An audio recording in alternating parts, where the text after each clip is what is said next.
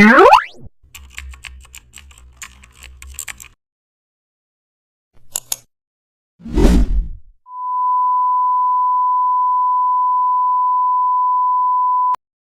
back to the channel and don't forget to like, share and subscribe for more updates. Today we are diving into an exciting tutorial how to create gradient neon light bar and create a rectangle shape on black background. Apply gradient overlay from layer styles. Use pink and cane strokes in editor.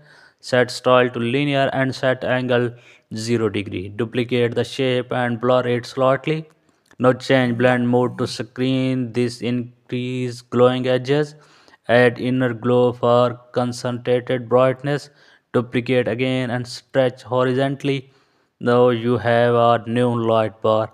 Add small particles for atmosphere. These gradients mimic real neon tubes, perfect for futuristic banners or reels. Add a dark vignette to enhance glow. Your neon looks for ultra realistic. Thank